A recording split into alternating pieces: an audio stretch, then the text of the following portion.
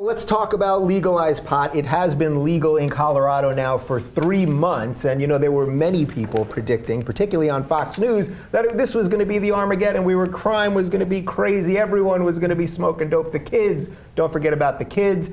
We have video. This is on Fox News. This is GOP State Representative Jared Wright predicting what was going to happen once weed was legalized. And overall, Representative, how's it going in Colorado with pot being legal?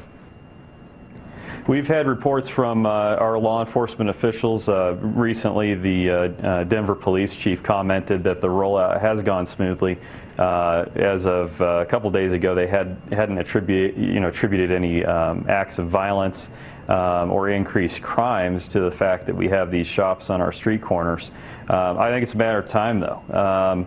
I think it's simply a matter of time before we start seeing some problems. It's only a matter of time. I mean, that's like Republican 101. I'm going to predict something, it's not going to happen, and then I'm going to tell you that it might happen again in the future. Not might, he was pretty sure that it is going to happen.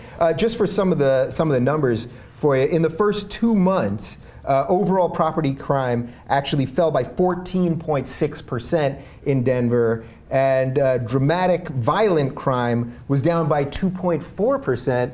So you can't necessarily get that much from those numbers, but that's a matter of time, Dave. Not how long. It's just a matter. It's at some point some shit's gonna go down. Right? That's a pretty big drop, though. 14% drop over what is essentially 2 months, 3 months? And we don't know how much of that can be directly attributable to legalization but still, of pot. That's a big drop. Yeah. Well, there's probably I know a lot fewer illegal pot sales were going on, so there's less crime in that regard.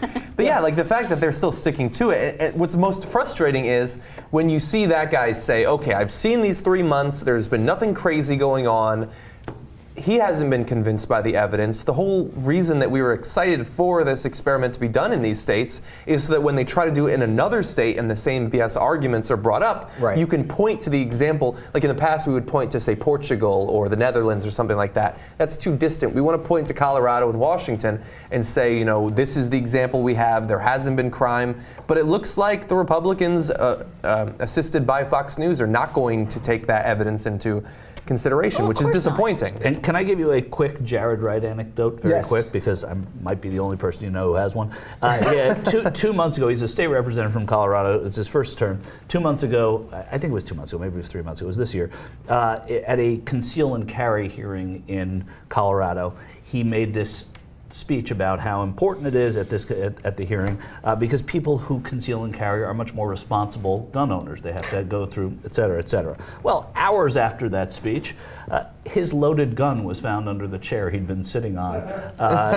During the hearing, they found a bag. He had forgotten his gun there. His loaded gun. And he said because he's a peace officer, he's allowed to carry one at the state capitol. But because people who are so responsible, people who have a conceal and carry are so much more responsible. No, but that makes a lot of sense, though, because if you're a responsible concealed carry person and you have the gun on you, theoretically it could go off. If you leave it somewhere else, you can't shoot it. That's a good point. You win. That's what we call a jumping logic. You win, John. By the way, shouldn't the Republicans, because we know they care about taxes all the time, Colorado generated $14 million in the first month of legalized weed. So if nothing else, shouldn't that override their fear logic in this department? And that's not counting extra snacks. All it is was the subtle mention of that store on your neighborhood corner that he referred to. That's what scares Republicans, is that the bad element in the neighborhood.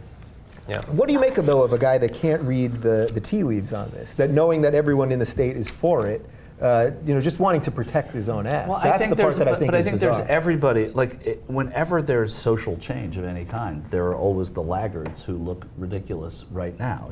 If you look at civil rights and you see these last hangers-on, gay rights, you look at that, these last haters and hangers-on. Climate change. Climate change less so, because there isn't a day, there isn't legislation that can change that the way there is with pot and with gay marriage and with civil rights. I mean, it's a little more nebulous in the actually very literal sense of the word. But I do think that there are always these people that are the last hangers on. You look back now at the civil rights movement, you see these old senators who were talking about segregation, and you just saw time pass them by.